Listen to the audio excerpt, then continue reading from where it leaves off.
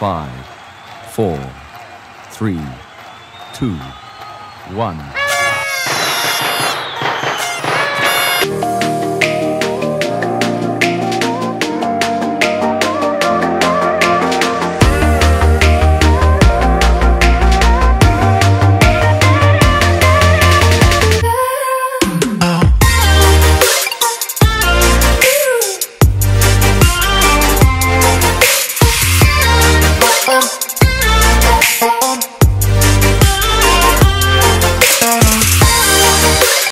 Hello everyone, welcome back to our channel.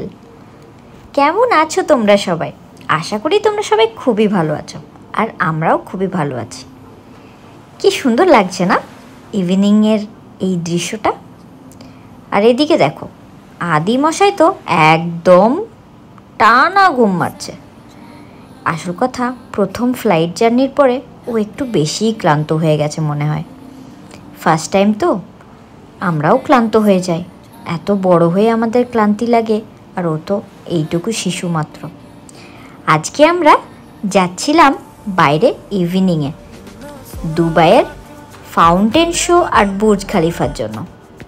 তোমরা আশা করি বুঝতেই পেরে গেছো প্রথমে ট্রেলার দেখে। কিন্তু বাইরে যাওয়ার সময় জাস্ট কি হলো দেখো। বেরিয়েছি, তারপরেই এটা কি একটা দেখলাম।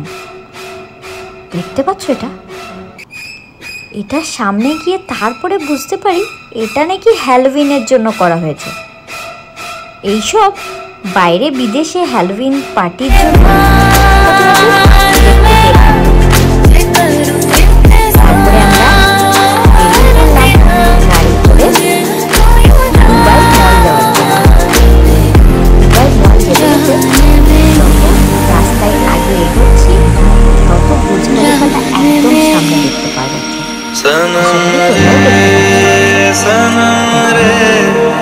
দৃশ্যটাও খুবই সুন্দর লাগছে, ওয়েদারটা জাস্ট মৌসুম ছিল। দুবাইয়ের এই চকচকে যে পরিবেশটা, সেটা একদমই অন্যরকম। এর আগে আমি বাইরে অনেক জায়গায় গিয়েছি, কিন্তু দুবাইয়ের জাস্ট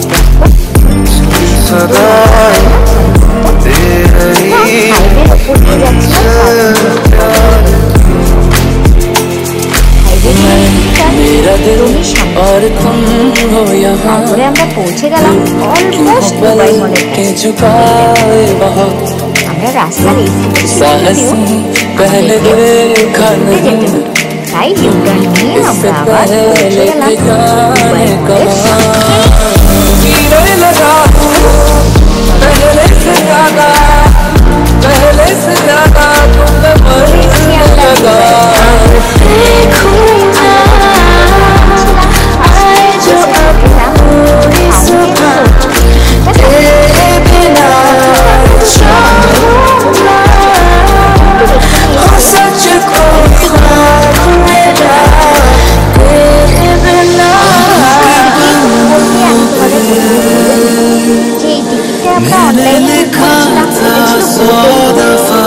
ফাউন্টেন শো যেখানটাতে তোমাকে নিয়ে যাবে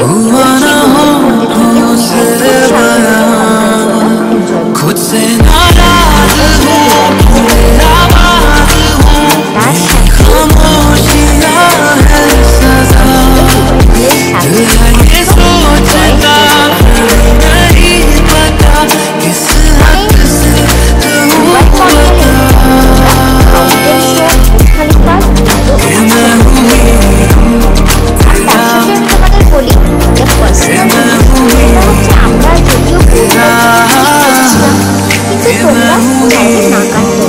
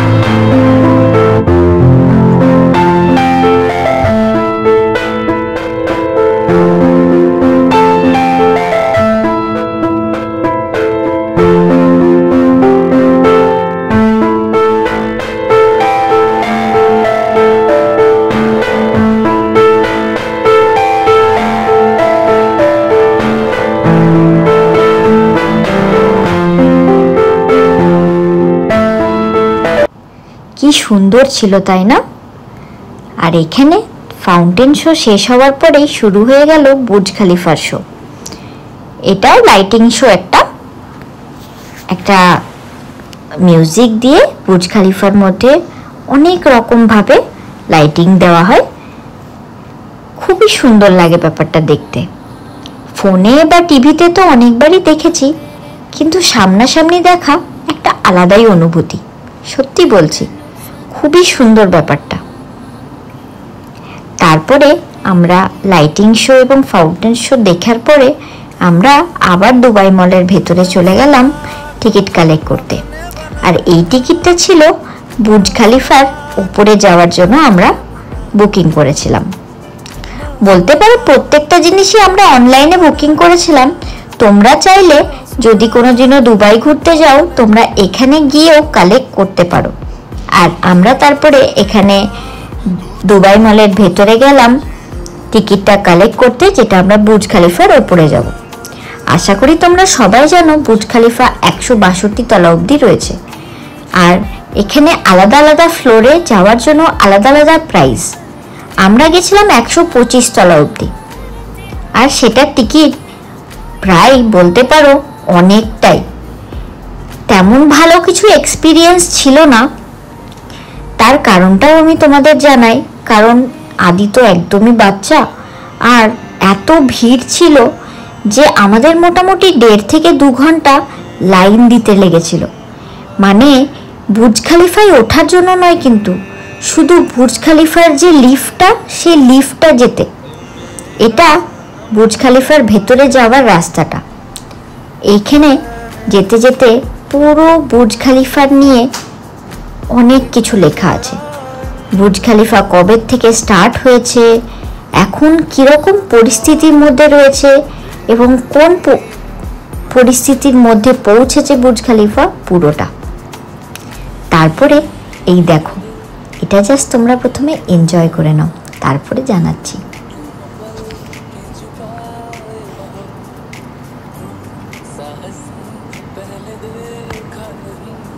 দেখলে, ইনি এসছিলেন ইউকে থেকে। ইনি আমাদের পেছনেই দাঁড়িয়েছিলেন যখন আমরা বুর্জ খলিফায় যাওয়ার জন্য লাইন দিয়েছিলাম। এনার নাম ছিল ইগিয়ানা। নামটা একদম ইউনিক, তাই না? আর এদের দুজনকে দেখে মনে হচ্ছিল দুজন দুজনকে কত চেনে। আর তারপরের যে আন্টিটাকে দেখলে, ওনারা ইন্ডিয়া থেকে ছিলেন। দেখো, জাস্ট অসাম লাগছে। এটা 125 তলা থেকে নেওয়া ভিউ।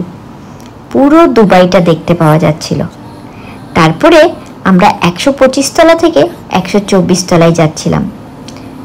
আরে না না, 124 তলায় যাওয়ার কারণটা একদমই অন্য। 125 তলাতে এই যে যখন ভিউটা নিচ্ছিলাম তখন দেখতে পাচ্ছিলে কেমন কাঁচের মতন দেখাচ্ছিল, কিন্তু 124 তলার একটা রুফটপ জায়গা আছে। ওই জায়গাটা থেকে ভিউ ভালোভাবে নেওয়া যায়, আর তাছাড়া ফটো বা দেখতেও ভালোভাবে পাওয়া যায়। এইখানে দেখো, এটাও কাঁচ দিয়ে, কিন্তু এটা একটু অন্যরকম লাগবে দেখতে। এখানে তো আদি একেবারে অবাক, কোথায় যেন চলে এসছে ও, কোথায় একটা দেখছিল, ও ওটাই দেখতে চাইছে বারবার করে। দেখেছো কি অবস্থা? এখানে আদি তো বেশ ভালো এনজয় করছে, আশা করি তোমরাও বুঝতে পারছো। আর ভিউটা জাস্ট দেখো, পুরো চকচক করছে। যদিও ফ্লাইটের ওপর থেকে প্রত্যেকটা শহরই এরকম চকচক করে, কিন্তু আমরা তো ফ্লাইটের ওপর ছিলাম না, ছিলাম বুর্জ খলিফার ওপরে। তারপরে আমরা এখান থেকে বেরিয়ে পড়লাম নিচে যাওয়ার জন্য, মানে 125 তলা থেকে একদম সোজা দুবাই মল। আর এই যে যেখানে দেখতে পাচ্ছ জামা কাপড় ঝোলানো আছে, এটা কিন্তু বুর্জ খলিফার ওপরেই একটা ছোট্টখাট্ট শপ।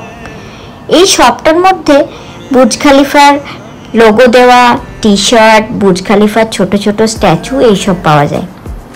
তারপরে আমরা ওখান থেকে বেরিয়ে চলে এলাম দুবাই মলের ভেতরে। আর এখানে আদিকে দেখো, এসকেলেটরে এনজয় করতে করতে আসছিল। তারপরে আমরা এখান থেকে বেরিয়ে চলে গেলাম একটা ছোট্ট শপের মধ্যে। শপ বলতে আমরা তো তোমাকে জানিয়েছিলাম যে আমরা যে রুমটার মধ্যে আছি সেই রুমটা ছিল এয়ারবিএনবির রুম। তো সেই রুমটার মধ্যে আমরা নিজে খাবার বানিয়ে খাবার খেতে পারবো সেরকম রুম ছিল। তো তার জন্য আমরা একটু শপিং করতে গেছিলাম যেন আমরা রান্না করতে পারি। আর এখানে ফার্স্ট টাইম ওকে আমরা এই গাড়িটার মধ্যে চাপিয়েছি, ও বেশ ভালোই এনজয় করছে। তারপরে আমরা একটু ছোট্টখাট্টো কিছু জিনিসপত্র নিয়ে আমরা বাড়ির পথে রওনা দিই। আর হ্যাঁ, তোমাদের আরেকটা কথা বলি, আদি কিন্তু কিছু জিনিস দেখতে পেয়েছে আর কিছু জিনিস দেখতেও পায়নি, কারণ ও এত বেশি ক্লান্ত ছিল, ঘুমিয়ে পড়েছিল। তারপর আমরা এখান থেকে বেরিয়ে সোজা চলে যাচ্ছিলাম বাড়ি, মানে যে রুমে নিয়েছিলাম সেই রুমে। এখান থেকে বের হওয়ার সময় এত বেশি জ্যাম যে খানিকক্ষণ আমাদের এখানে ওয়েট করতে হচ্ছিল, আর তখন আদি বড্ড বিরক্ত করছিল। তাহলে আমরা আজকের মতন এখানেই শেষ করলাম। টাটা। ভিডিওটা ভালো লাগলে লাইক, কমেন্ট, শেয়ার করো। আর যারা সাবস্ক্রাইব করোনি তারা অবশ্যই সাবস্ক্রাইব করে নিও, যেন আজকের ভিডিও তোমাদের কাছে সবার প্রথমে পৌঁছে যায়।